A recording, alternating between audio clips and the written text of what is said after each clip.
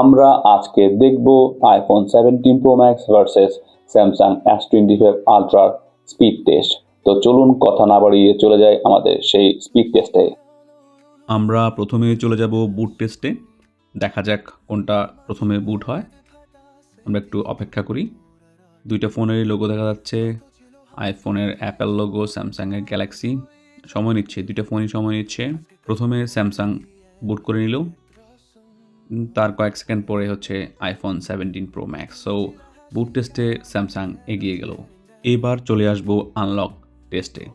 Phone unlock করার ক্ষেত্রে দেখা যাচ্ছে দুইটা ফোনই কিছুটা স্লো হচ্ছে, কারণ ফেস আইডির ক্ষেত্রে স্লোটা মনে হয়, বাট স্লো না, ইনস্ট্যান্টলি ওপেন হয়ে যাচ্ছে। বাট আমরা অ্যানিমেশন ডিলের জন্য স্লো মনে হচ্ছে। এটা আসলে ফেস আইডি দিয়ে করার পরে আনলক করতে হয় স্ক্রিন থেকে, কিন্তু ফিঙ্গারপ্রিন্টের ক্ষেত্রে স্যামসাং যথেষ্ট ফাস্ট, কল্পনাতীত ফাস্ট। অনেক সময় স্ক্রিন অফ থাকলেও এই জিনিসটা কাজ করে, জাস্ট স্ক্রিনে আঙুলটা ছোঁয়ালেই আনলক হয়ে যাচ্ছে। সো আনলকের ক্ষেত্রে স্যামসাংকে কিছুটা এগিয়ে রাখা যায়। এখন আমরা চলে আসবো অরিজিনাল স্পিড টেস্টে। প্রথমে দেখব দুটো ফোনের ব্যাকগ্রাউন্ডে কোনো অ্যাপ রান আছে কিনা। আপাতত দুটো ফোনে কোনো অ্যাপ রান নেই। ক্যালেন্ডার ওপেন করলাম, এক্ষেত্রে স্যামসাং কিছুটা এগিয়ে আছে এবং অ্যানিমেশন দেখা যাচ্ছে স্যামসাংয়ের কিছুটা পারফেক্ট মনে হচ্ছে। স্মার্ট ওয়াচের ক্ষেত্রে, স্টপ ওয়াচের ক্ষেত্রে এখানেও কিছুটা স্যামসাং এগিয়ে আছে এবং অনেকগুলো অপশান দেখতে পাচ্ছেন। সবগুলো অপশানও আপনারা এখানে চেক করতে পারবেন।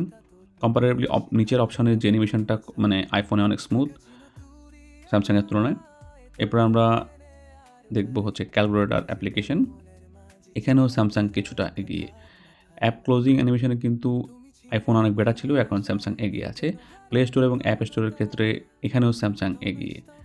আমি যেটা বলতেছিলাম, অ্যাপ ক্লোজিং অ্যানিমেশনে কিন্তু স্যামসাং অনেক ইমপ্রুভমেন্ট করেছে, যেটা যেই আইওএসের ক্লোজিং অ্যানিমেশন দেখার জন্য আমি আগে অনেক পাগল ছিলাম। একদম শুরু থেকেই, প্রথম ফোন থেকেই মানে আইওএসের বা আইফোনের ক্লোজিং অ্যানিমেশনটা আমাকে খুব বেশি টানতো। এখন দেখতে পাচ্ছি স্যামসাং সেটাকে অনেকটা ইমপ্রুভ করেছে। ChatGPT ওপেন করার ক্ষেত্রে এখানেও স্যামসাং স্লাইডলি এগিয়ে আছে। এখন এখানে দেখা যাক ChatGPT-তে আমরা একটু লিখি আইফোন ভার্সেস স্যামসাং।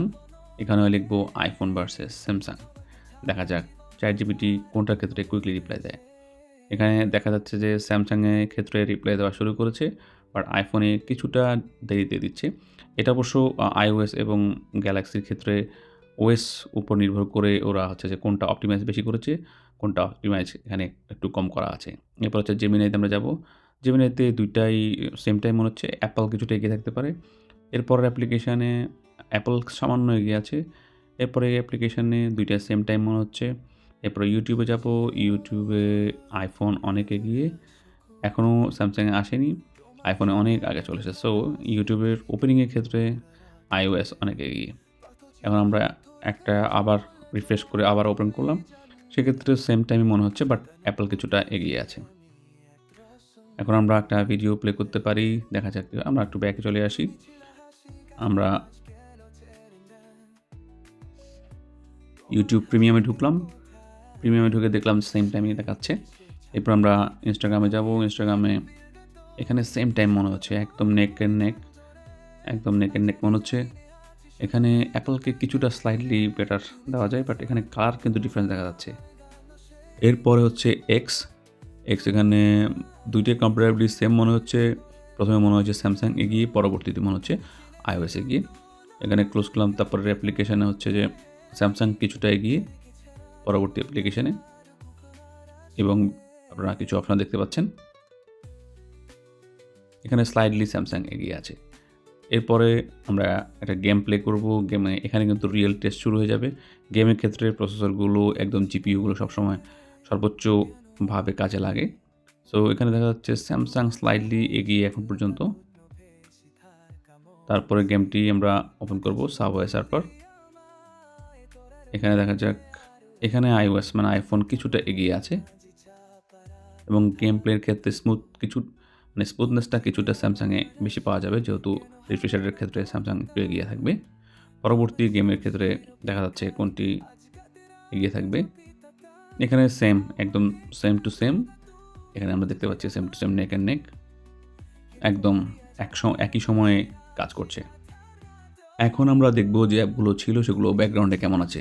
প্রথম অ্যাপটিতে স্যামসাং অ্যাপটিকে ধরে রাখতে পেরেছে, iOS পারেনি। পরের অ্যাপটিতে iOS কিছুটা কুইকলি ওপেন করেছে, রিলোড হয়নি। পরেরটাতে স্যামসাং রিলোড হয়েছে এবং পরেরটাতে আইফোনে রিলোড হয়েছে।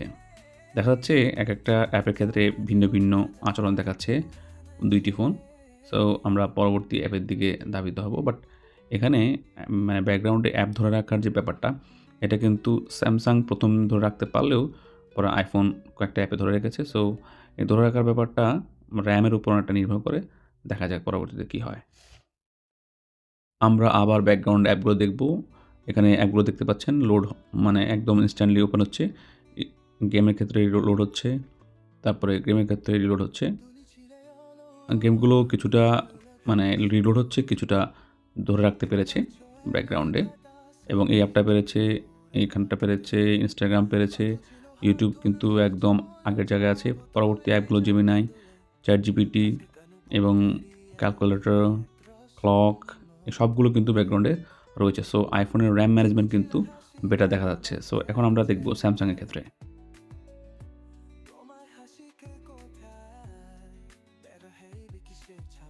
স্যামসাংয়ের ক্ষেত্রে দেখা যাচ্ছে এই অ্যাপগুলো, এগুলো সবগুলো ব্যাকগ্রাউন্ডে এখনও পর্যন্ত রয়েছে। এই ফোনে এই গেমের ক্ষেত্রে কিন্তু এটি রিলোড হয়েছে, এখানেও কিন্তু রিলোড হচ্ছে এবং এই গেমটিও রিলোড হচ্ছে। সো গেম কিন্তু স্যামসাং অনেকটাই কম ধরে রাখতে পারতেছে।